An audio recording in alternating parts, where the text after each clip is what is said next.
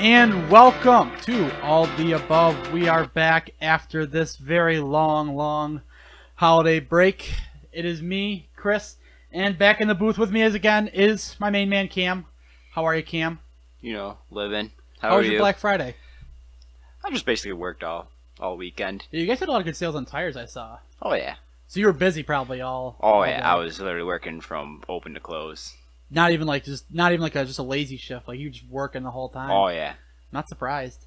I mean, people need their tires, especially now. It's starting to get crappy outside. You got the snow coming in, kicking everybody right in the stomach.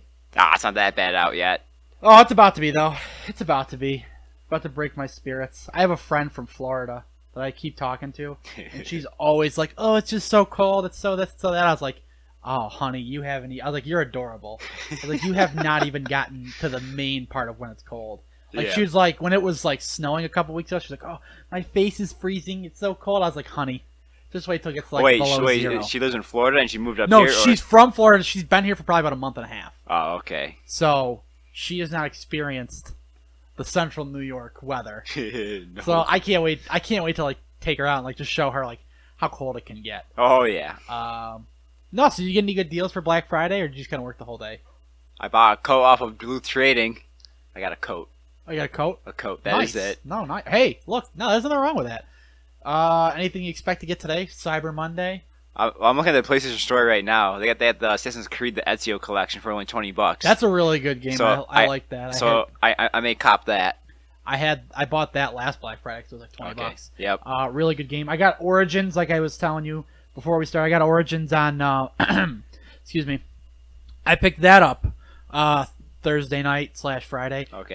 That's a lot of fun. That's just a really fun game. I love it. I love playing it. That's the first like 4K game I got for the One and for the 4K TV. Okay. It is just breathtaking. Oh, I bet. It is absolutely. The visuals on that. Like it's so good.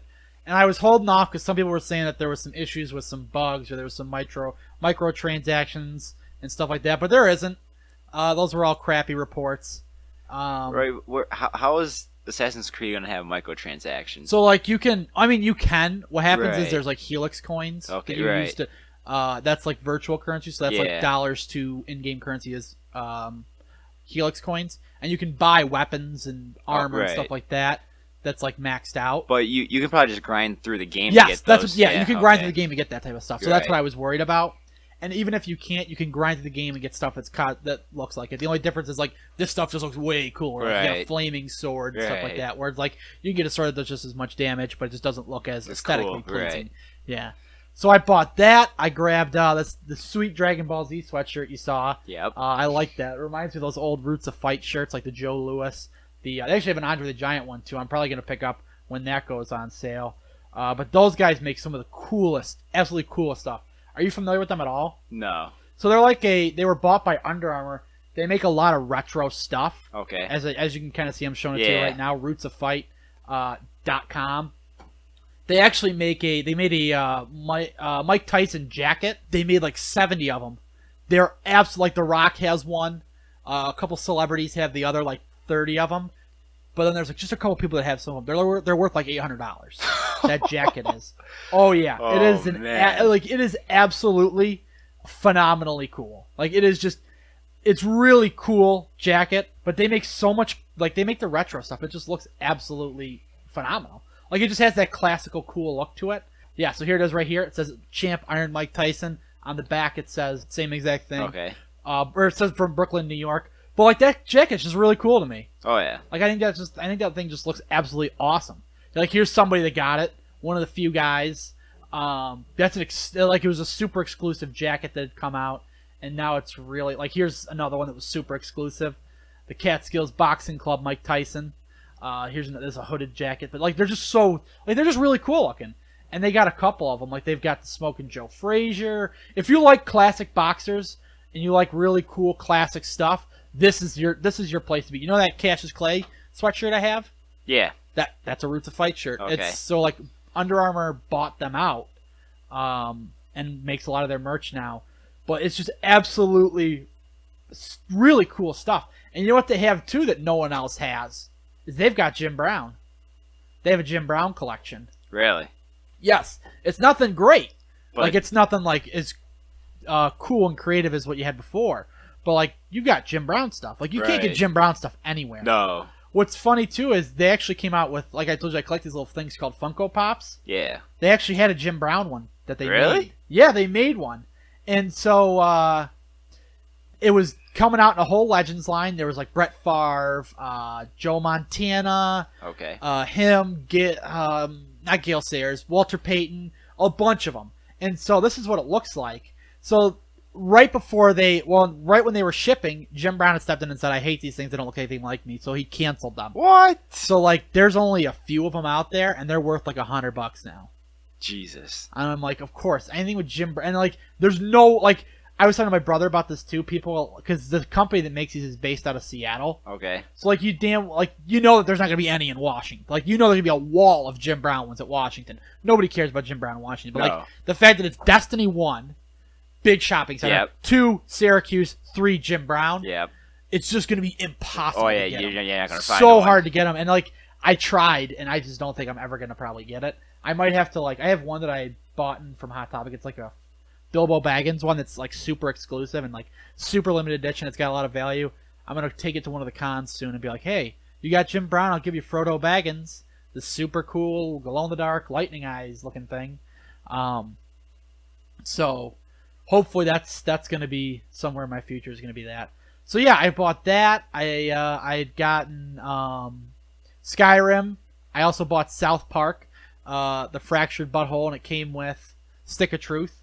Was watching some of that. My brother was played through the whole campaign. That was really good. Yep. There was a controversial ending boss, which we're going to talk about in a little bit, with Nazi Zombie Chef, formerly voiced by Isaac Hayes. Like I was telling you about this before. Yep. Okay. So we're going to get into that too, because I thought it was a really interesting thing. I saw Justice League. Yeah. Absolutely loved Justice League. I thought it was really, really good. I'm going to go on this bold statement. Henry Cavill is the best Superman ever. Ever. Like, he's just so, like, there's characters where you got to put yourself in a mindset to play them, and then there's guys that just play it, and you just know, like, that's the character. And Henry Cavill as Superman is just so good. And, like, this is the first time they've ever actually made Cyborg in a big budget film. Yep. So there was some struggling with him.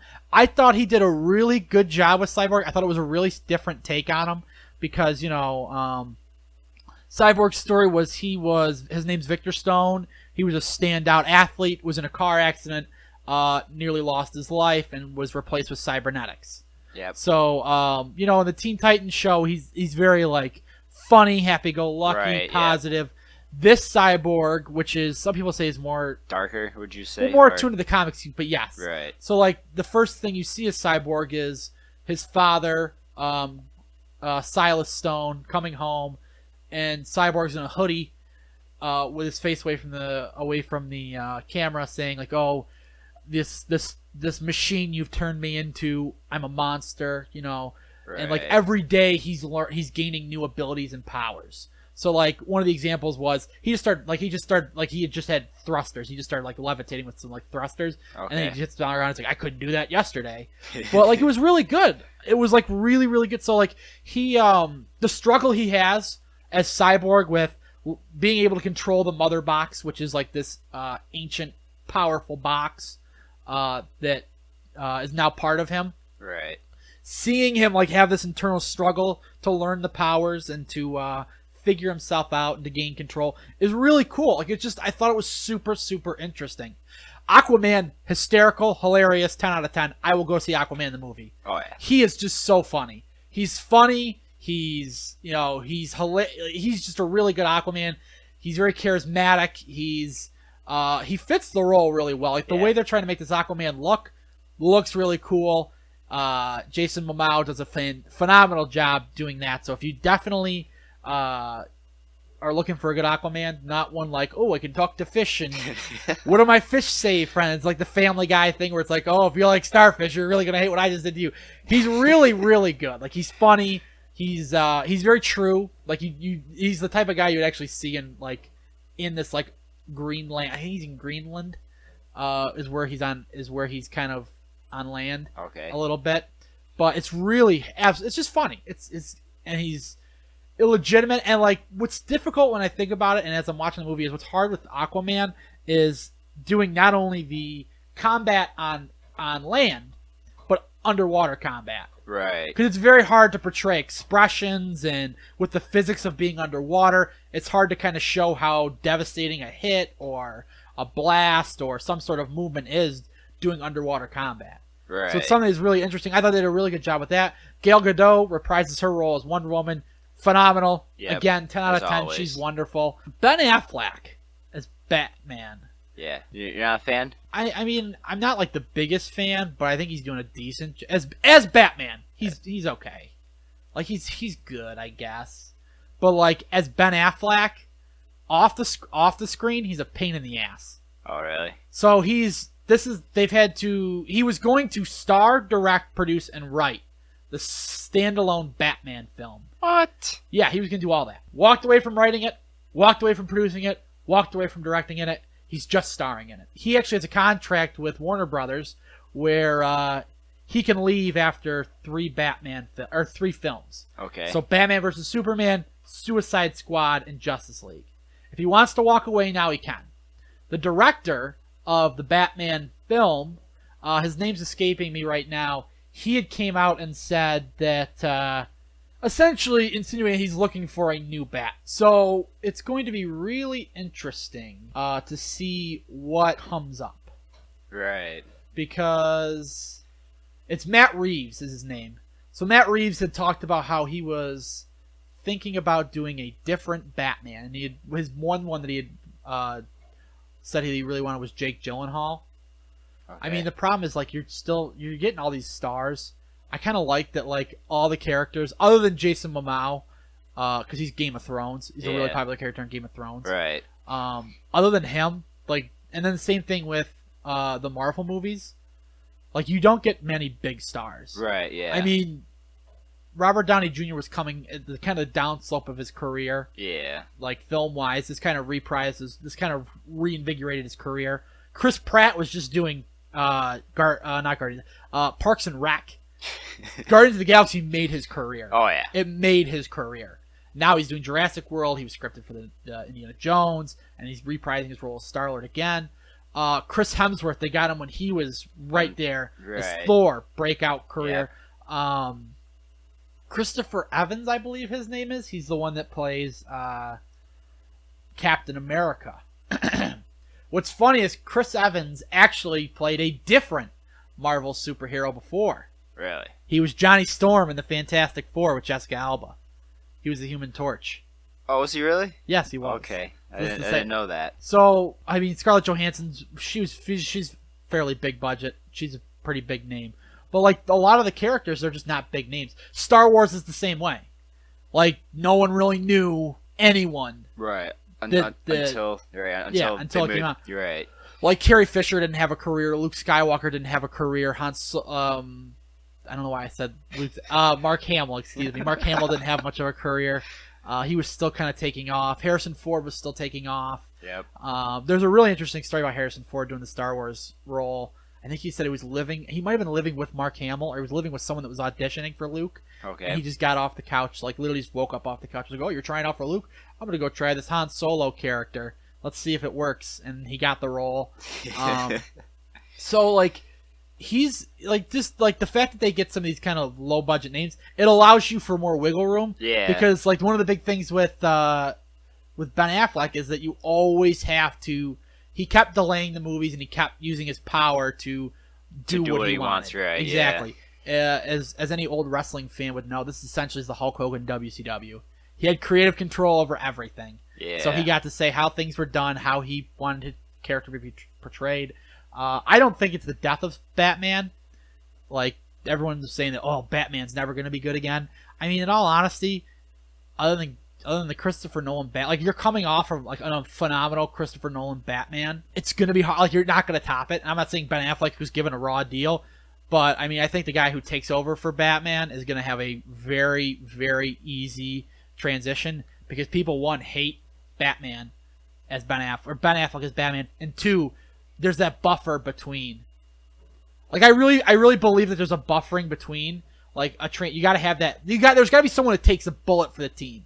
Like in my opinion, I feel like LeBron's part of that. Like LeBron was kind of that big star after kind of like after Michael Jordan. Right. So like right. someone had to take that bullet and get all the hate of like, Okay. oh, you're never gonna be as good as this guy. Like Ben Affleck, you're never gonna be as good as Christian Bale playing Batman. You're never like no matter who it was. I think that's what would have happened. Okay. So whoever gets it next is gonna be like, well, he's definitely better than Ben Affleck. That's for sure. So they won't scrutinize him as much as what you're trying to say. Yeah, like, I mean, I feel like for example, when Brady walks away, like you could replace him with Peyton Manning, and people would still be like, well, he's not gonna be as good as Brady. Never gonna be as good as Brady. But like the next guy he could bring in could be like Paxton Lynch, and you'd be like, well, he wasn't as bad. He wasn't as bad as Peyton Manning, though.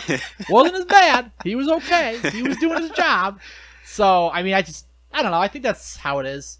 I think there's always a transition period that some people have to have. It just helps, especially for whoever's going to be playing Batman next. I honestly wouldn't be surprised if they just killed Batman off. It really looks like they were going to because, You like, think so? I think they would. That'd be pretty big. Well, here's the thing: like, there's just so many ways to portray Batman. You could easily, and like, this is kind of old man Batman. This is the Dark Knight Rises Batman, the Frank Miller Batman, Okay. where he's older. He's been doing this for 20 years. His Robin was killed. Kind of crime's over with. There's no Penguin. There's just the Joker.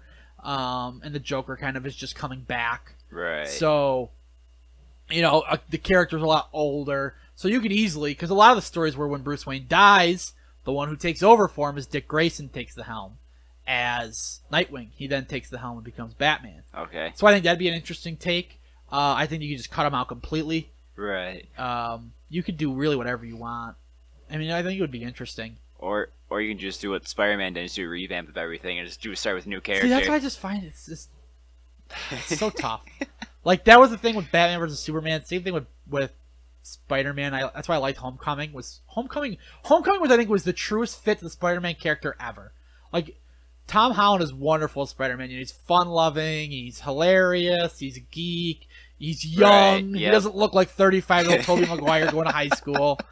And then another thing too is you don't gotta see Uncle Ben die. Like there's only so many times. Like with Batman, you always gotta watch Bruce or Right. Thomas and Martha Wayne die. Right. Like we know the story. We don't need to see them get killed for the 90th time. Right. We all know we've seen at least one Batman movie at this point. Right. Like you don't need to waste the time and Show. with the exposition to show us what evolved them into this.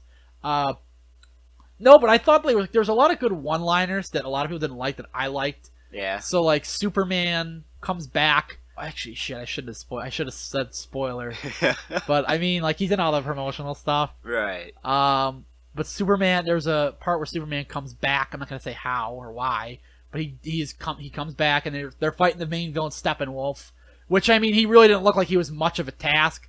Like Aquaman beat the crap out of him underwater and he just ran away. So it really didn't look like they were at the end. They were kind of handling their own. Like it was going to be close, and then Superman comes in and just beats the unholy hell out of them. Like Superman comes in with like a witty one-liner, which I Okay. thought was good, Yeah, or like a right. Superman-esque line. So it's like he's like, "Oh, there's no more hope left on this planet. You guys are all doomed." And then you just hear you see just a little bit of red, kind of like drifting in like the very top right corner. You just hear, "Well, I think there's always hope, and there's no reason to give up on it." And it's like, what? It's Superman! And he just starts pummeling the ever-loving shit out of him. It literally just destroys him. Like, so Wonder Woman, Batman, Wonder Woman, Batman, and Aquaman are holding their own against Steppenwolf. He's beating the crap out of him, but like they're a good distraction while Cyborg kind of comes in and does the techie stuff at the end. Right. Flash is out saving people. Flash is terrible. You ever seen Big Bang Theory? Yeah. Remember the character Sheldon Cooper? Yeah. That's it. Literally, that's the Flash. Sheldon Cooper as the Flash is Ezra Miller as Barry Allen. Grant Gustin, 150 times better. The guy who Right. plays on the TV show, phenomenal. I love Grant Gustin's Yeah. Flash. So it was really, really good on the TV, but in the movie, not that good. Now, was that his first movie he did with the Flash? Ezra Miller? Yeah. Technically, it's the first time you've seen him as the Flash, but like in Batman vs Superman, there's a solo Oh, clip the you see him. little 10-second clip or whatever. Okay, yeah. Like during the thing. Same thing with Cyborg. Like you see him like can join with the mother box, and that's how you kind of tease at it. Okay. Which I thought that was absolutely cool. When I saw Cyborg at Batman vs Superman, I was like, nice, because there was no indication. They just said they were gonna make a Cyborg movie, so I was like, okay. But when they actually showed the him, mother box right. and Victor Stone being merged with it, and them trying to figure it out, I was like, holy shit, Cyborg's actually gonna be a thing here. They showed Green Lantern, they showed not like a Green Lantern like John Stewart Green Lantern or Hal Jordan Green Lantern. They showed an older Green Lantern fighting Steppenwolf in the early days, and then showing the Lantern dying and the Ring going somewhere else. So you know that he's there's a Green Lantern at some point coming. They showed some Greek gods. They showed Black Adam's powers in the film as well. There's a Black Adam before, the one who is, I don't know his name now. But whatever rendition they want to do with The Rock. So that's gonna be really interesting. But I mean, all in all, I thought that movie was really good. Like, I really enjoyed the film. Yeah. I mean, by no means am I like, this thing's better than Thor. This thing's not better than any Marvel movie. But like, would I go see this over like, I don't know, more often than not a non-superhero or Star Wars movie? Yeah. Would I see it over Jumanji? Yeah. Would I see it over like Baywatch? Yeah. Which are two movies with The Rock, which I love The Rock. So I mean, like, it's very interesting. I thought it was very tough for them to play certain characters. Like, this is the first time they've actually ever had Cyborg and Aquaman in a film. Right. So like, it was very hard to kind of put them in. Those two were hilarious together because at the very end, there's tension between. It's a typical thing of like, oh, the heroes have tension, and at the very end, there's a really good like one-liner with them where like Aquaman's just flying around kicking ass. He, in my opinion, was the star of the show. Aquaman. He was hilarious. I think they're trying to hype up his solo movie. Oh, I will go see that solo movie because I think like that's just gonna be phenomenal. I thought it was a really good movie. I mean, well, let me go back to the movie thing. Over Thor Ragnarok, no, out of the movies that are out right now, out of Thor Ragnarok, I would not see Justice League. I'd pick Thor over everything because Thor was really good. Yeah. Thor was excellent. I thought that was one of the best Marvel movies they made. Their movies are getting better and better. Bad Moms Christmas, I will see Justice League over. Coco, I don't know. That movie looks kind of interesting. It's a Pixar movie. It talks about the land of the dead. I've always been really intrigued by that. The Man Who Invented Christmas, I will definitely go see Justice League over. What else we got in here? LBJ. So, oh my god, this news story. Marvel has 20 movies planned after Avengers 4. That's going to be 22 movies in, and we've got another 20 movies on the docket. They are completely different from anything that have come before, intentionally. I think it'd be really interesting. Really, really interesting. Oh, and then the post-credit scene, too. Oh, the Justice League. Yeah. So, some people love it. Some people hate it. I'm not going to tell you what it is. I'm just going to tell you who's in it. Deathstroke. Sorry if I spoiled it. It's Deathstroke. Joe Manganiello plays him. In my opinion, I like Manu Bennett more. He's the guy that plays on the TV show. I think he's just done it so well. His voice, the way he looks. Like, I just think this looks like a way more menacing character than Joe Manganiello's. Not that Joe Manganiello's a bad actor. Joe Manganiello's one of the best. Just the way it looked it just looked weird. So, like, he's got this, like, the way he takes off the mat, the helmet, and the eye patch. Like, the eye patch just doesn't look good to me. No. I don't know. I mean, what do you think? You're looking at them both kind of right here. Like, the costume looks phenomenal. So, like, that's Joe Manganiello's Deathstroke. You just look it up compared to Manu Bennett's Deathstroke. I like Manu Bennett's more because it looks more realistic. Like, it looks like a paramilitary type-esque thing. Right. And just, like, seeing the way Manu Bennett plays that character is really good. Transitioning between, like, the sane, hard mentor to, the bloodthirsty revenge guy.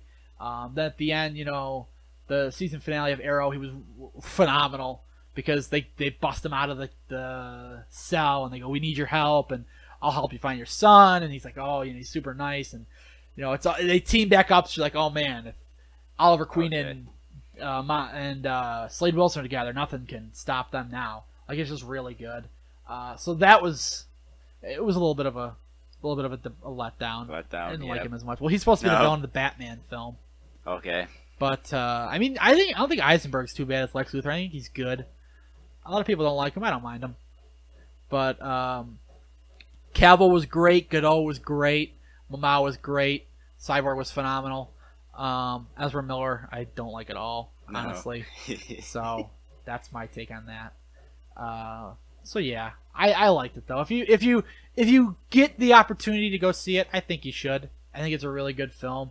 It's not like I said, it's not like the Avengers. You're not gonna go in there going, "Wow, this thing's great." You can tell how wonderful this is. There's a lot of like scenes where it's like super dark one moment and then like lighthearted and joking the next. So like you can tell there's kind of like this. You can tell there was a change in the ranks because they switched directors halfway through and they had to do recasts. And that was another thing too. Was Henry Cavill was doing the Mission Impossible film. Okay. And Paramount would not let him shave his mustache that he'd had on for Mission Impossible for Justice League. Oh, and then didn't so they had to try CGI to it out. Honestly, I didn't notice it. Like you look at it and like he seems like a little bit different than usual, but you're not like, oh my god, I can see mustache. Like the one picture they showed of it online that everyone was getting memes about, it looked, that was probably the worst it ever looked. I didn't notice it at all. In all honesty, I really didn't notice it. But he's just so good as Superman. He really is. He's so damn good. And it's so hard to play that character. There's a special on Netflix called Finding Superman, I think it's called. Talks about all the people who played Superman. Oh, really? The Tim Burton Superman that was going to be made with Nicolas Cage. That would have been weird. It was really weird the way they're talking about, like, he's supposed to fight giant spiders and then robots and alien spiders and alien robots. Like, it just got really weird really quickly. So that would have been different. Yeah. So, yeah, let me get back to the South Park thing I was talking about. So, South Park Fractured Butthole was the second game. The first one was Stick of Truth. The ending boss is Nazi Zombie Chef. And so I looked it up, and there had been a lot of controversy with it, because what happened was when Chef left, when Isaac Hayes left, there had been a lot of talk that it was over a episode about Scientology. So he just absolutely destroyed the character after. Like I was telling you, Chef joins this club, and it's like a tourist club where these rich people go and they just molest children all over the world. Like, that's the club. Okay. And like they brainwash Chef, and he starts to, at the very end, he starts to find himself again and saves the kids. And then like they really, like, one of the most gruesome deaths they've ever had in South Park. Like, he gets impaled, they're ripping his limbs off, his face gets ripped off, you can see his bone. Like, it's pretty gruesome. Right. One of the most gruesome death they've ever had on South Park. I'd always thought of it like they hated him and he had left because of the Scientology joke, and this was them kind of putting salt on the wound. Right. And then I looked it up, and there was actually an interview done with Isaac Hayes III, his son. Okay. Last year. And his son had said that what happened in 2006 or 2007 when they cut off the character was that right before Isaac Hayes had a stroke. He couldn't talk. He had to learn how to replay the piano because he was a musician at first. Okay, right. He had to learn how to move his hands again. He had to learn how to speak, how to listen. So he was in no condition to do anything. The family said no one on their side quit South Park on Isaac Hayes' behalf. But because Hayes was a Scientologist, Hayes' son believes that somebody from the Church of Scientology quit South Park on Hayes' behalf. Well, wouldn't his son know? Because wouldn't he be a Well, Scientologist? he knows that somebody did it. He just doesn't know who. Is he a Scientologist as well, I'm assuming? I have no idea. The way he was talking, I don't think he is.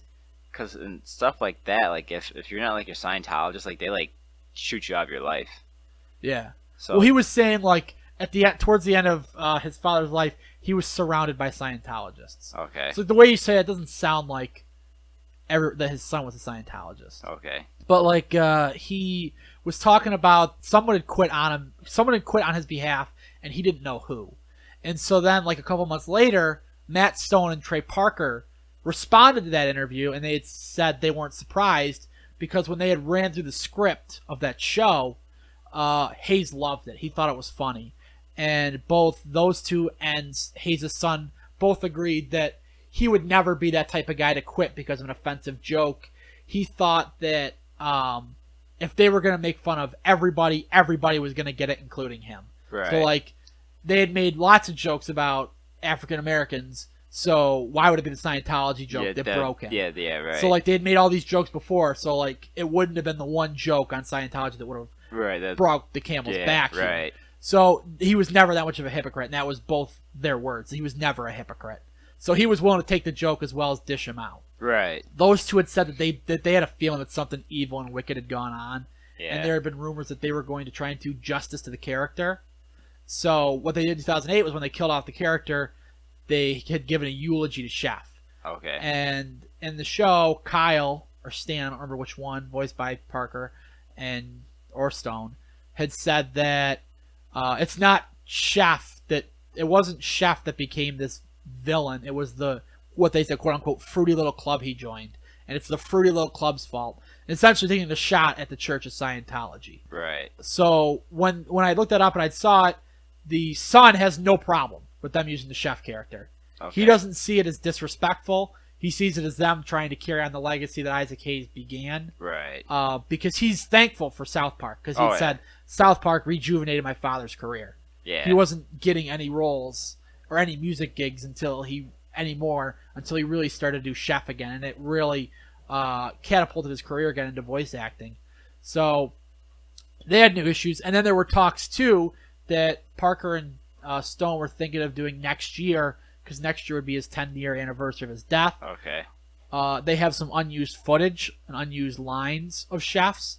They're thinking about doing one episode in tribute where it's not going to be like patchy stuff where it's like his voice in of like howdy there children. Like it's going to be like unused show lines that they were going to use, and they're going to make that show and release the show using the lines that they had used in the it was like a canceled show they were going to do for Chef. So that would be really interesting to do. All right, we're 33 minutes into this, having a little bit of relaxing stuff. Let's get into some sports, all right? Before we talk about everything going on, let me just give you a quick rundown of everything that happened in sports. After benching Tyrod Taylor last week, Taylor and the Bills beat the Chiefs in Arrowhead 16-10. The Jets lost to the Panthers and prevented any sort of comeback in the fourth quarter with a costly penalty by Mike Pennell with 2 minutes left in the game. ESPN FPI has released its projected NFL draft order. The Giants are picking 4th and the Jets are looking at 6th again. The Syracuse football season has come to an end after an absolute bludgeoning by Boston College. Finally. After a bludgeoning loss to Boston College in the back of freshman running back A.J. Dillon. They finish out of bowl eligibility with a 4-8 record.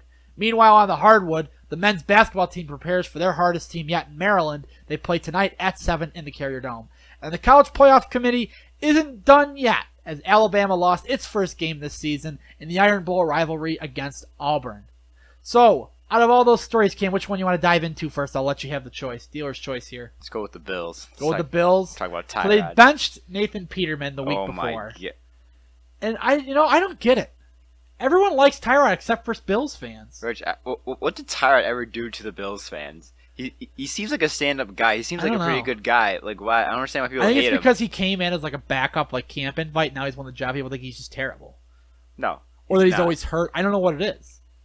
But they were all like, "Oh, bring in Peterman. Peterman's our future." 5 interceptions in the first. Yo, he almost had as many passes to the other team than he had completions to his own team. The worst part is he had 3 incompletions in the first half. Technically, he went like 6 for 11, 5 or it was like 11 for 19. 6 of them were picks. That's 70. Like 2 incompletions the whole first half. What a great way to start out the season. I mean, I don't know why the hell they'd throw him to the wolves like that. He is not their future quarterback. I think it's a safe assumption to say Tyrod's out the door. Oh yeah, Tyrod's gone. So, but I feel like that was definitely not a coaching decision. That was actually like a general manager saying, "Hey, we need this guy in here. He's our future. We gotta show our fans." I think it was McDermott. I think McDermott benched Tyrod. You think so? Yeah. He's an idiot. I don't think that much of an idiot, though. I don't know.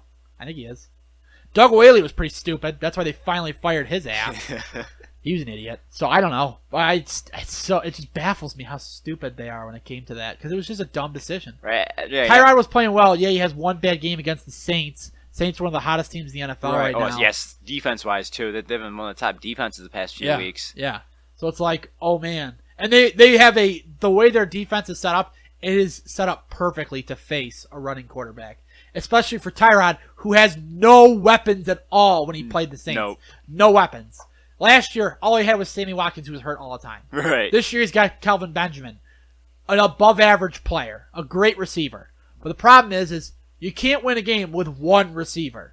You don't win games with one receiver. You do have Charles Clay, who is a pretty decent tight end. I feel like he's an above-average tight end. I mean, like, I'd say he's one of the better tight ends. I don't know if I'd say he's above. Yeah, I'd say above average, I guess. But he's not making game. Right. He's not making game plays. He's not like a Gronk or someone by no means. Well, like I'd say, I'd take Julius Thomas over Charles Clay. Right. Who the Miami Dolphins now have compared to who they used to have.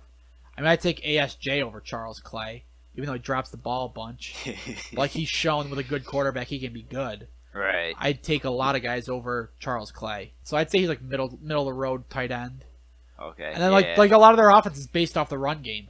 Tyrod does a lot for that offense because what people don't realize is his ability to scramble makes defenses stay on their toes. Like if you get to a pocket pass quarterback, when LeSean McCoy's in there, you load up the box because you know LeSean McCoy's not going to be catching a lot out of the backfield. You put a guy on McCoy, you load the box. Then that's it. You're done. You don't got to worry about Peterman running. Right, no. With Tyrod, and then we're going to get into this too with Lamar. Lamar keeps you on your toes because you just don't know where he's going to run. Right.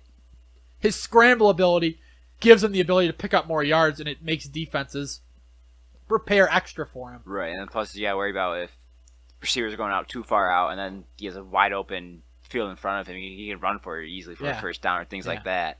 Tyrod's a really good. I don't know why people hate Tyrod so much. I mean, I'd love to have Tyrod on the Jets. I think the Jets will take a stab at him. You think Jets are going to try and sign him? I think they'll try and sign him, but I think they've got somebody else in mind. Oh yeah, who would that be? I think it's Lamar Jackson. Picking 6th though, you got the Browns who probably get number 1 pick. They're going to take. We'll get into the draft. I definitely want to talk about the draft. Let's go through the NFL though. So there was Peterman. The Eagles are red hot. I mean, the Eagles, in my opinion, they're great, but also they're getting a little too much. They're getting a little too full of themselves here. They're beating the crap out of a bad Dallas team. They're beating the crap out of a bad Giants team, and they finished last in their division. So they're playing a lot of below 500 teams. Oh yeah. The Jets did the same exact thing 2 years ago. They played a lot of below 500 teams, went 10-7 or 10-6, and missed the playoffs. So the Eagles team's good. Don't get me wrong; they're phenomenal. But look at these teams. They play against the Redskins, the Giants, Chargers, Cardinals. The Chargers are good. The Cardinals 49ers. The Niners are terrible. Broncos are terrible. And now the Cowboys, because now they don't have Zeke. Yeah, now the team's falling apart without him. Which I thought the Cowboys would be able to do much better than they are doing now. I thought it was going to impact them slightly, but not kick them out of playoff contention. Zeke is like that. Zeke offense. he is that offense. That offense and their defense isn't that good. A lot of their defense walked. Yeah. They used to have one of the better defenses. They still have a pretty solid line though. Yeah, their D line's pretty good. So through those guys you said what? The Cardinals? Yeah. And you said the Broncos. Right. And the Giants. The Niners. The Okay, so of those 4 teams, all 4 of those teams, according to ESPN's FPI, are projected to pick in the top 10. So 4 of their 6 of their 2 Giants games. So right. It's 2. 2 Redskins games. Well, the Redskins are on this. But you got 2 from the Giants, 1 from the Niners, and 1 from the Cardinals. 4 of their 9 wins are from teams that are going to be top 10 pick. And their loss came from the Chiefs when they were doing pretty good in the second week. Yeah. So, let's calm down here a little bit. Yeah. Okay, good defense. The only good defense they played was the Panthers. They're a turnover team. Right. So it's going to be really tough. I know it's going to be tough to play them, but also a lot of big, I think you guys would wipe the floor with them. Right. I think the Patriots would wipe the floor with them because you've got the type of team that you could do it with. Where Gronk's going to disrupt that backfield. I mean, if you did play them, it would be the Super Bowl. Edelman might come back. Might be back. I don't think I'm going to risk that. Super Bowl, you'd risk it. Another Super Bowl, you'd risk. But he's been rusty. He obviously had to shake off the rust and everything. I don't think he would come back. They still have Amendola. They got Brandon Cooks, who's been doing really good. Exactly. Philip Dorsett. Yeah, they don't use him much. Dorsett's a really good speed receiver. Yeah. He's a really good player. And plus, they have all these running backs those receiving right Plethora of running backs. Yeah, White, Lewis, Burkhead had 2 touchdowns yesterday. Yeah. Luckily, I picked him up on my fantasy team and started him. Got me a solid about 20 points or so. Speaking of running backs, that reminds me, too. Let's talk about the bludgeoning real quick of Syracuse. You want to know who bludgeoned them the most? Who? Was the 6'1", 240-pound freshman, 18 years old, A.J. Dillon, true freshman. Oh, my God. So they have 3 more years of that bludgeoning. And guess what? Syracuse, New York, the city of Syracuse, has A.J. Dillon right in his hometown. His name's Stevie Scott, I believe his name is. Let me check it real quick. Senior out of CBA. Okay. Stevie Scott.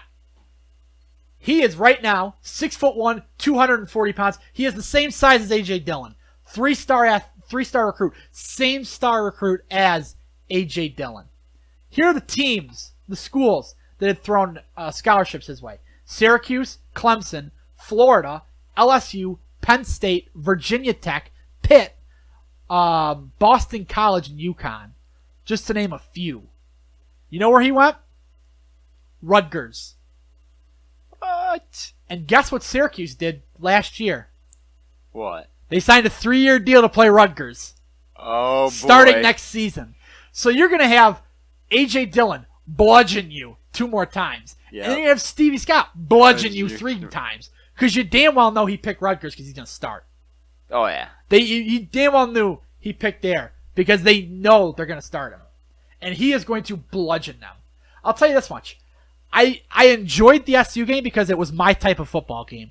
I love watching a lot of power backs. I love watching a power back shuck tackles, spin guys out, really kind of play like Scott Schaefer played the type of game I liked. Good defense and a run game. I love watching running backs carve up a defense. Right, yeah. Because it just breaks wills.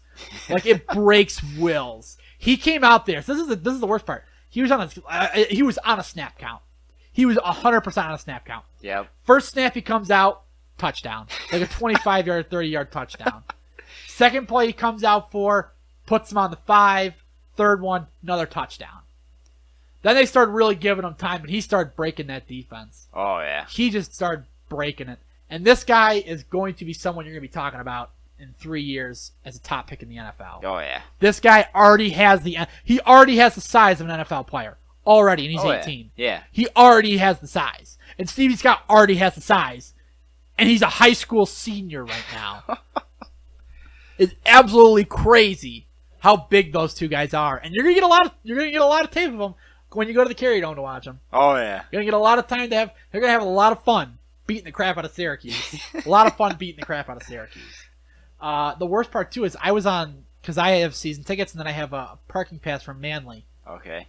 Worst part of it all, to rub salt in the wounds, was they make the recruits, because they bring recruits every week, you can see them. Yeah. They make the recruits ride the bus with the fans. Why the hell would you do that? Oh, man. When you damn well lose 8 games a year, you don't let the recruits get on the bus. And I'm just sitting here to listen to them. I didn't want to say a single word. I didn't want to influence them one way or another. But I just hear this guy in front of them trying to tell the recruits, these games are great. It's great to go to play for Syracuse. You go to the Loud House. They call it the Loud House for a reason. You go to, the Clemson game. It was packed. The LSU game 2 years ago was packed. Virginia Tech was packed. I'm like, yeah, of course they're packed. Because people want to watch Clemson bludgeon Syracuse. Right.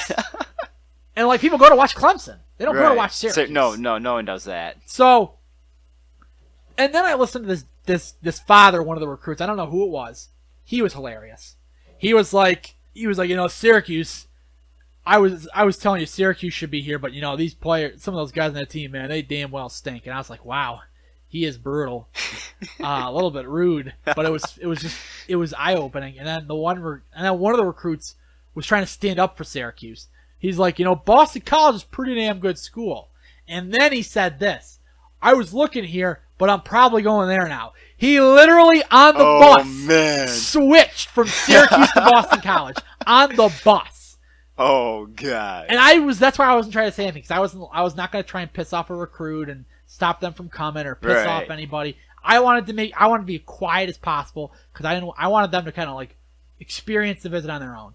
I wasn't going to be like, you should come to Syracuse because the Loud House and you're Boeheim and Donovan McNabb. They start talking about Donovan McNabb. You think they give a damn about Donovan McNabb 30 years ago? Right, come on. Nobody does. Come on. I don't care about Donovan McNabb, and the goddamn guy went here. Right. So why do you think they're going to care? Right, they're not. So, and then the other thing too that I don't understand too is Dino Babers. He called out the fans and said that we're immature when it comes to them losing. Well, then don't lose. Don't get beat by Middle Tennessee State. Don't get bludgeoned by Boston College. Right. Don't get bludgeoned. It was a bludgeoning. It's like they put all that effort into beating Clemson and just shit the bed right after. Well, here's another thing, too. So they played Rex Culpepper, the third-string quarterback, the entire game. There was nothing wrong with Zach Mahoney, the second-stringer, who's a senior on senior night, didn't get to play. You played the third-stringer who's going to transfer. Or he's not going to play quarterback. Right. I guarantee he will not see the field next year as a quarterback. No. Unless Eric Dungy and Tommy DeVito go down with injuries. Right. So I cannot believe they played Rex Culpepper the entire game. It was not a good game. It was not a beautiful game.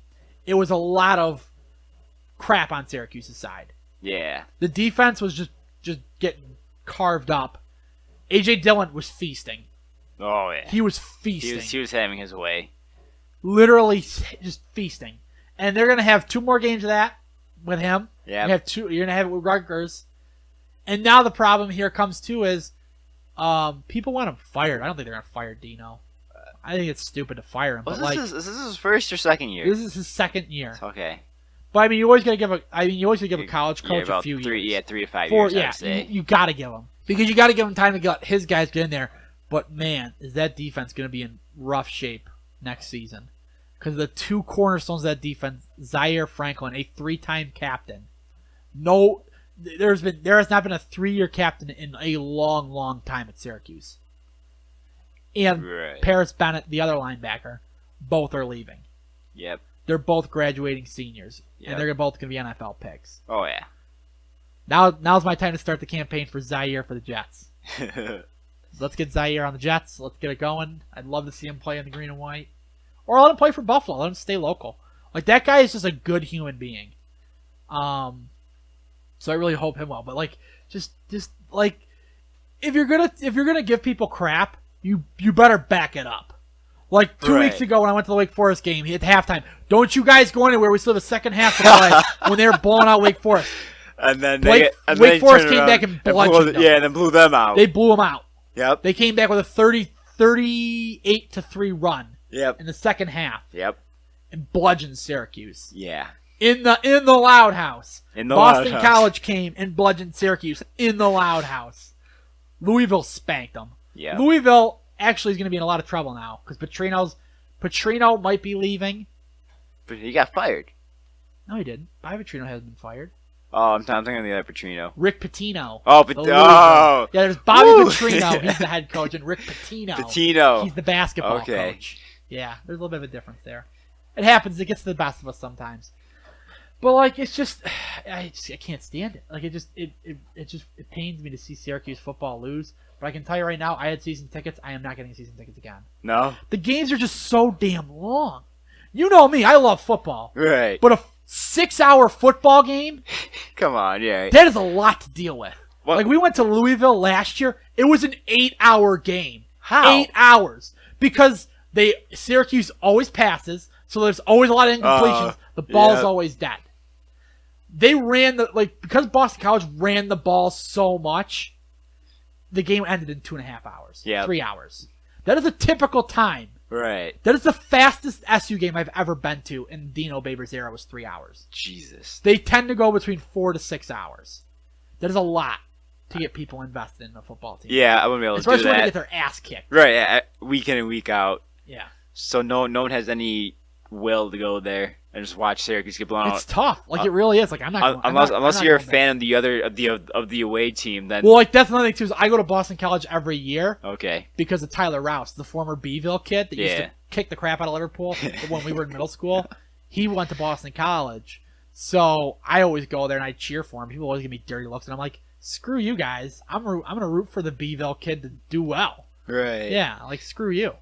So, like, when Rutgers comes to the Dome, I'm cheering on the CBA kid. I'm cheering on Scott because he deserves it. Welcome home.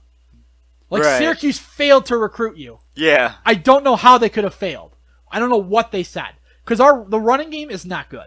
Right. Dawson Strickland's not good. Like, wouldn't you think he'd be a starter regardless or if he went to Even Syracuse? So, lie to the kid. If you told him that you don't know, lie to him. Right. Like, you don't think other places lie to recruits and go, you'd be a starter here. Right. And then just lie to them and get them to sign. And that's the first thing you do. Second thing is, this kid's going to start. If he came here, he would start. Oh, yeah. I can't believe how bad our run game is. Our run game is abysmal. At Syracuse. Football run game is abysmal. It's terrible. It just surprises me. Everything about Syracuse is pretty terrible. No, the basketball team gives me hope. Well, I'm talking about football. Because the basketball team is one of the youngest teams they've ever had. Yeah, the basketball team it's going to look pretty good, I think. And they're going to have this is the toughest game they're going to play this so far in Maryland. Right. Maryland's a tough team because it's another D1 school. It's the first D1 big D1 school they're playing. Right. So it's going to be really interesting to see. Well, then a couple weeks later or a week later, they got to play Kansas. That's going to be a tough game.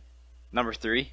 Yeah. The other thing too that speaking about college, the one thing I hate about college football, and apparently someone disagreed with me when I went up into the booth when like I said, my dad works at Carrier.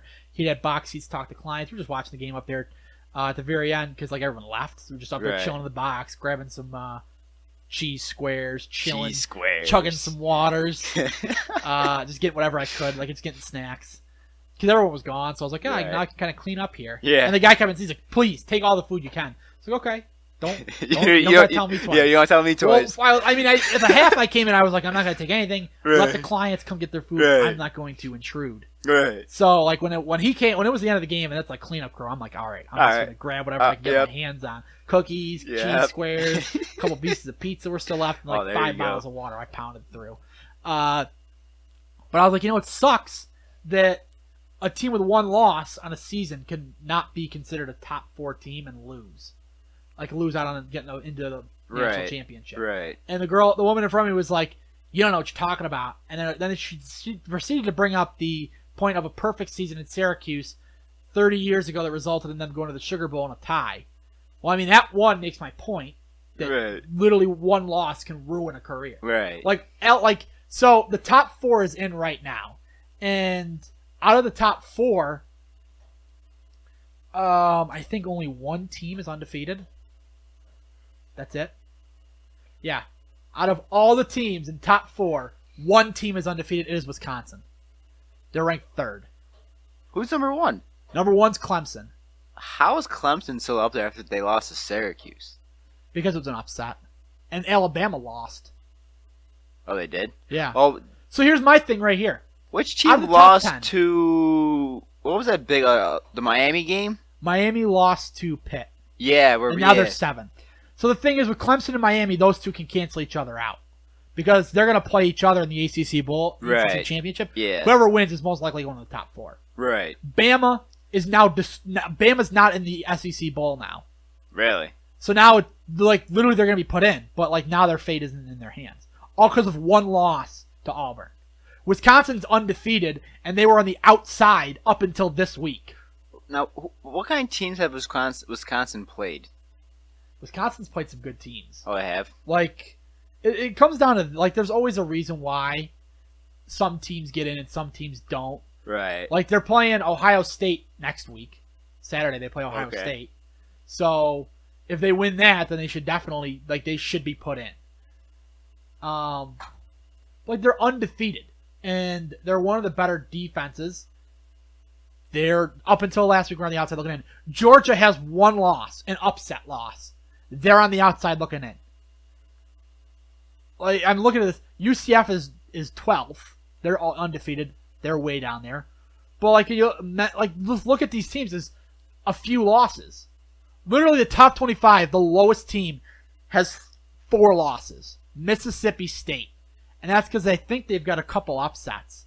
But Mississippi State is a really good football team. That 8-4 record does not show how good they are. Right. I think if they went to the ACC, they'd be 2nd in the ACC behind Clemson or Miami. Right. I think Miami's going to beat Clemson. I think Miami's a really good team. Yeah. I think they just had a bad game against Pitt. Pitt upsets teams a lot. Narduzzi knows what he's doing when it comes to upsetting teams. But Pitt had their 3rd string quarterback in there. Yeah, DiNucci. Yeah. I'm and the Pitt guys love DiNucci. Yeah. When I went to the Pitt game, the people behind us were cheering the whole time for them to put in DiNucci. Oh, really? The best part was they put in DiNucci, and DiNucci started to get that comeback. I think he's a sophomore or a true sophomore. But it sucks that 1 loss Auburn 10-2, they're 4th. They should be. They beat the number 1 team in the country, Alabama. Right. Alabama 11-1, looking at 5th. Georgia 11-1, looking at 6th. Miami 10-1, looking at 7th. Ohio State 10-2, looking at 8th. And so like the top 7 teams have 1 loss, other than Auburn, which rightfully so should be there. Or you're Wisconsin, you're undefeated. Right. Like it's so difficult, and like I really feel bad for like some teams where you don't get in because you have 1 loss. Right. Like 1 loss, 1 bad game out of a 12-game season ruins your chances of getting a. Yeah. You literally gotta be perfect almost. Right. Like in college, you just gotta make the tournament. You just gotta straggle on into the tournament. Yeah, and 64 teams. Yeah, like Syracuse barely missed the tournament. They were right on the bubble. Right, and then and they played terrible. Right. So they had a couple good upsets there that almost put them in the tournament. Right. It's like you could make the tournament, and that's perfect. That's all you got to worry about. Right. So, like that's what just kind of sucks. And that's what's cool too is the draft always changes these teams around a lot. So, transitioning to the draft, let's have what I love to do. My favorite thing in the world. The thing I love more than anything, other than my dog, the little Ted man. Mock drafts. Mock drafts, yeah. Here we go. One of my favorite things in the world. My brother and I will sit here for hours. We will take car rides to Buffalo and talk about mock drafts. I love mock drafts. Oh I love doing the draft. Draft postseason is my favorite time of the year. It's other than Christmas, it's the most wonderful time of the year because everything is all up in arms. There's no guarantees. No. That's why I love the offseason so much. Everyone's undefeated. Everyone's got a chance. So here we go. Picking number 1. Josh Rosen for the Cleveland Browns. I think that will happen. Another QB that's going to get destroyed. Yeah, I think it's going to happen, though. Because the Browns are going to These are all according to Walter Football, okay? This is just their draft order. Number 2, they have Saquon Barkley going to the San Francisco 49ers. Which because they're not going to pick a quarterback because they got Garoppolo now. Well, they've got Garoppolo, but Garoppolo, they could franchise tag him. They could still go after Kirk Cousins. I don't know if they. I mean, honestly, I think Barkley would be a good pickup for them. You got a younger quarterback establishing that run game. 3rd, the New York Giants selecting Lamar Jackson. That is not going to happen. That is not going to happen. You don't think? Look at Ben McAdoo. Well, first off, Ben McAdoo will be fired. Excuse me. He is incompetent. He's a buffoon. He's lost the locker room. He's a joke. Yeah, he should be terminated. He's gone, but that means you think they're going to try to I don't say rebuild or anything, but you think they're going to start doing that, get a quarterback? Because I think Eli's out the door. See, here's what I think is going to happen. I think Darnold and Rosen are going to come out, and they're both going to fight to get to the Giants. They're both going to play to get to that Giant. They both want to be picked by the Giants. Oh, yeah. Because that's one of the sexiest draft picks right there, is playing for the Giants. Would you rather play for the Browns or the Giants? Well, that's the point. It's like, if the Giants aren't there, you're looking at playing for, the 49ers have won 1 game. Right. And you're looking at the Browns, who still yet to win one game. No, they haven't won a game yet. Excuse me, they haven't won a game. You're looking at the Colts, who don't believe in an offensive line. And then the Broncos, who are questionable. The Jets, they're questionable. The Bears are terrible. They're sticking with Trubisky though. Yeah, but you know what I'm saying. You're stuck in rebuild teams. Right. You don't have, the Giants is probably by far the most appealing team to college players. Because if you're Rosen or Darnold, you don't have to start immediately. Right. You can kind of sit back, develop your game, learn from Eli. Exactly. It's one of the sexiest positions right there. That's one of the guys are going to want to fight to be taken by the Giants. If you're one of the top QBs, would you tank a little so you're not the best? So someone else the Giants you'd fall to the Giants? No, because the thing is that you don't know if Cleveland's going to take a quarterback. They might not. Cleveland always takes a quarterback. Yeah, but I mean, Hugh Jackson's in my opinion, Hugh Jackson's too good for this job. Because he's just not too good. The Cleveland Browns organization's terrible. It's a good organization. There's good guys there now. They're trying to rebuild the reputation of the team. Right. It's a young team. They're learning. Right. They started from ground zero. Yep. Actually, I take that back. The Jets started at ground zero. The Browns have started. They had to dig themselves up to get to ground zero, to get to zero, get right at sea level. Yep. And now they got to build themselves up. Yeah. So it's really going to be tough. So, I mean, I think Hugh Jackson's doing a really good job there. I think the players there are listening to him. They're doing it. Yeah. They're buying into Hugh Jackson. Yeah. He seems respectable over there. Yeah. And that's why I think it was coming up with Todd Bowles, too, is Todd Bowles is... I always thought Todd Bowles was the reason the Jets are losing. I now know it's Mike Maccagnan. Yeah. And anyone that's going to tell me, oh, it's Todd Bowles' fault, I'm going to say this. 2 words for you. Christian Hackenberg. There was a Reddit thread going on, people asking if Hackenberg is as bad as Nathan Peterman. He might be. I don't think he is, but he might be. Might be. So let's get back to this. Third, Lamar. I don't think they're going to take Lamar. I think that'll be Darnold. ESPN has the Colts taking that position at 3. That would probably be... No, it won't be Bradley Chubb. It's going to be Quentin Nelson, the guard out of Notre Dame. There's a couple really good... I thought they don't believe in an offensive line. Yeah, but I think at this point they are going to have to. After they saw what happened to Luck. Like, it's just... Like, you need it. 5th is the Broncos. They're going to be taking, according to Walter Football, defensive back Minkah Fitzpatrick. Really? He's a really good player. He's got good eyes. He's smart.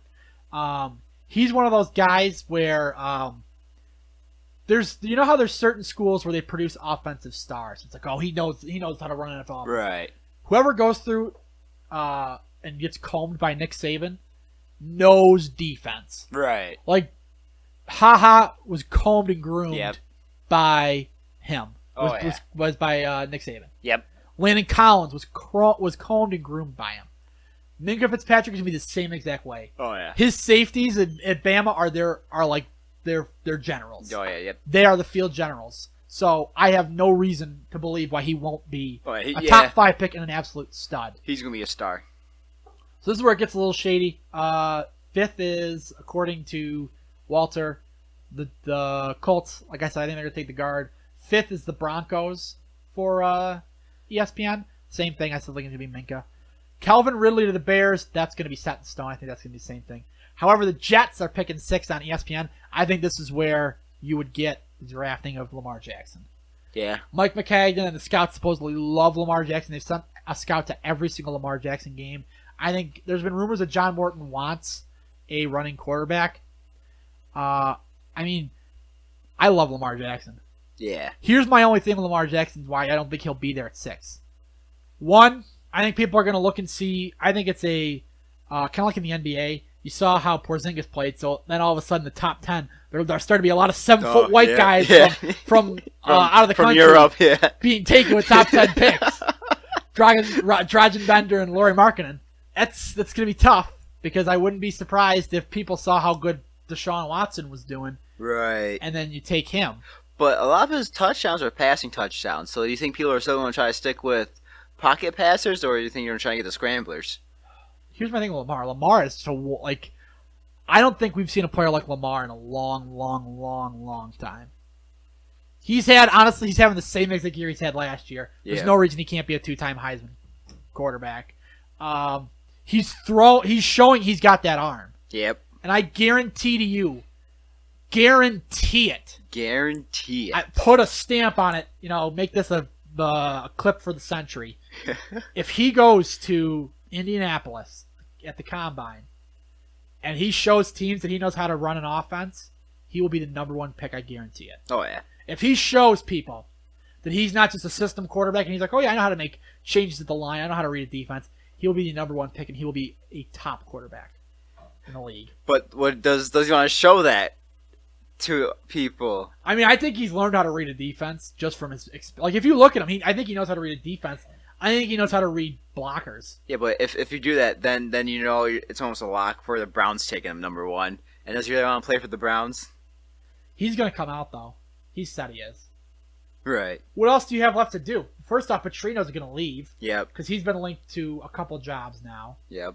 I wouldn't be surprised if because Schiano was going to be hired by Tennessee. No. Petrino said he wanted to coach. Schiano's not. Yeah, they pulled out of it. Yeah, because I still think that's of going to protesting. Yeah. Which is just stupid. Yeah. The fans didn't want him. I say go ahead, be that way. Be a child. That's just dumb. Yeah. So I think Lamar is going to be a top-tiered quarterback. I think he's going to be a top player. Oh, yeah. So let's keep going through here. Because the thing is that like it's hard because there's no really like... It's not set in stone. established draft order right. yet. So ESPN's projected order, according to the Football Power Index, is what I'm trying to go off of. At 7 is the Bears. I think regardless, they're taking Calvin Ridley. 8 at the Dolphins. That's a tough one. I'm expecting Derwin James, the corner/safety out of Florida State. And at the 7th pick, or the 8th pick, I'm expecting out of the Arizona Cardinals is going to be Arden Key. I expect that. I think they need that edge rush. Who is he, a tackle? He's a rush outside linebacker from LSU. Yeah, the Cardinals, I feel like they need everything at this point, besides the running back. Yeah. So, this is my favorite part because I just love doing this because I love the projected, I love the fantasy drafts and where everyone thinks everyone's going to be going, and I just love watching all the tape. I love watching all the tape because it's just so much fun to watch tape for me. The one that's really gonna surprise me is what Mason Rudolph what happens with Mason Rudolph, because now I'm on CBS or SB Nation. This is more of a realistic one here for me. I think that this is not going to happen. No. Josh Rosen 1, I think that's going to happen. Barkley 2, I think that's going to happen. I don't know why everyone thinks Lamar's going to be taken 3rd. I just don't think it's going to happen. I think Darnold will come out and they'll take Darnold. There's been no indication that Ben McAdoo wants a running quarterback. But you just said Ben McAdoo's probably going to be there next year. Even if he is, and no one's going to want to take a running quarterback at 3rd. No. Especially if the Giants. Because the thing is they're going to say, well, he's a running quarterback, he's just going to get hurt. Or he's going to tear his ACL. They're going to look at Robert Griffin III, they're going to look at Deshaun Watson and be like, look, he gets hurt. I'm not going to waste a 3rd round pick on him. And then, even though the Giants have a lot of issues, they're in a lot of cap problems, so I would expect them to take a good player that they can keep on a low cap. So maybe going with Mike McGlinchey, the tackle out of Notre Dame, or you go with Quentin, the one I was talking about, Quentin earlier, the guard out of Notre Dame. You're looking at a couple different choices. They could take Josh Allen. They could take Mason Rudolph. The one who I love this here, I'm looking at it again, Arden Key going 6 to the Bears. 7, the Jets taking Oklahoma quarterback Baker Mayfield. That is not going to happen. No, you don't think he's a dick. He's an attitude problem. He's a dick. He is. He's a huge dick.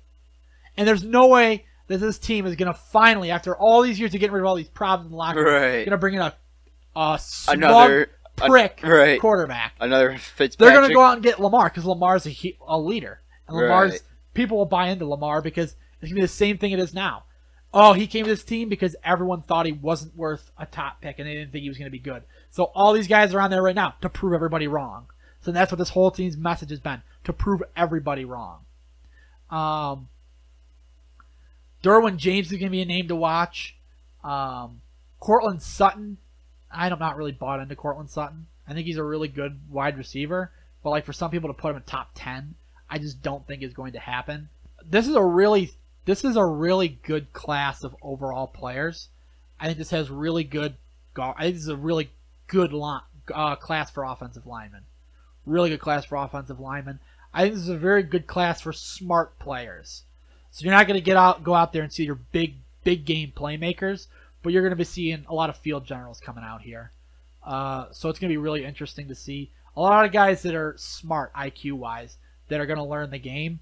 So it's going to be really, really fun to see those guys transition from the college game into the pro-style game. Yeah, because that's a problem that most quarterbacks have coming out of college. Well, not even quarterbacks, everything.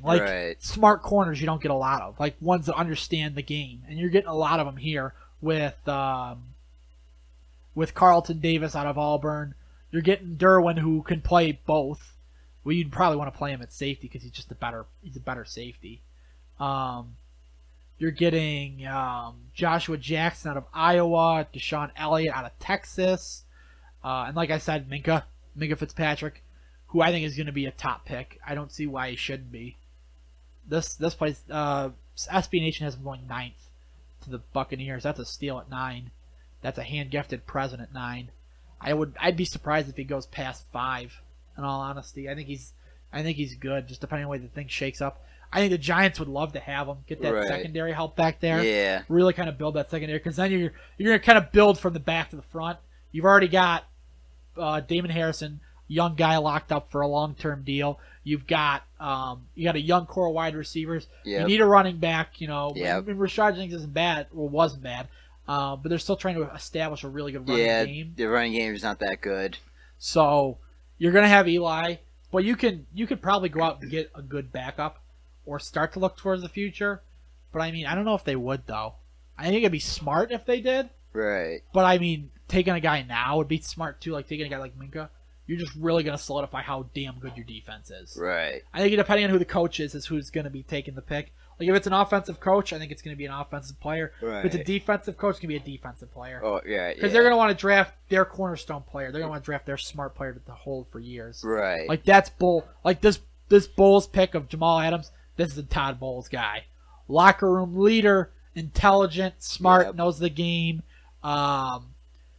Just a good dude overall. No off-the-field problems, no character problems. So that would be the type of guy that you would be looking for when you're a new head coach. Right.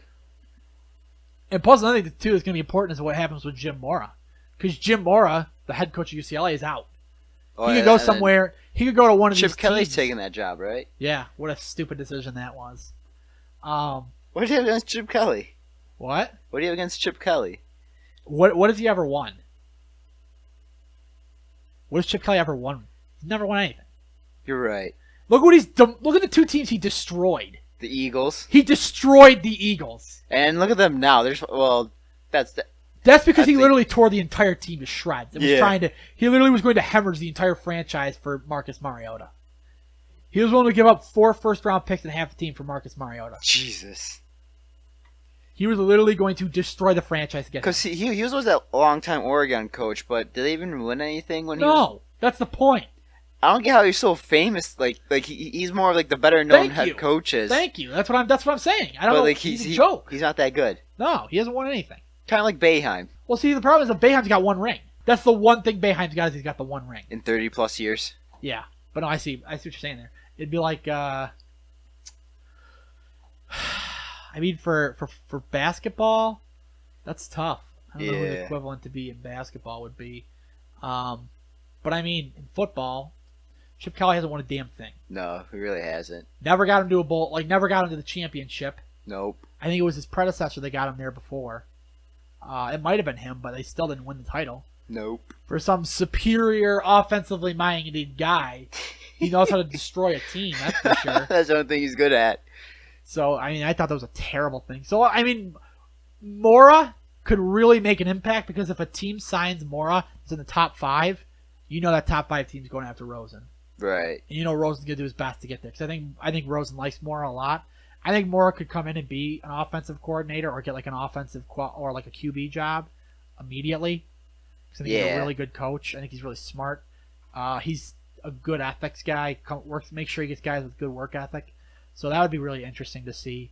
So as we get closer to the draft season, though, we'll be doing more and more draft stuff because it's my favorite time of the year. So we're running out of time here, so let me just get a quick little headline here just to end. Just talk about the NBA.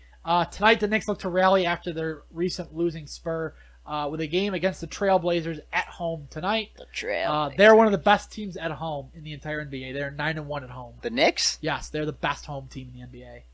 Damn. Yes. I did not know. I didn't realize that. Yeah.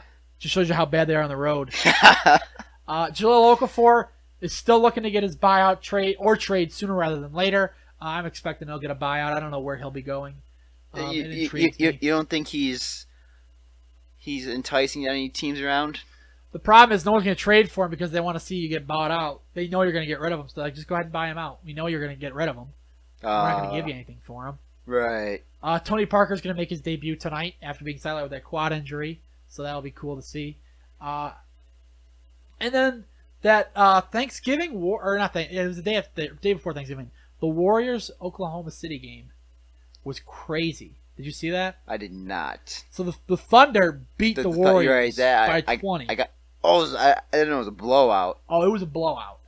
Oh, it wasn't like 1 something to like 90 something or something like that. I can't remember now. final score was 91-108. The score does that box does not tell you how much of a bludgeoning it was. They kicked the crap out of him.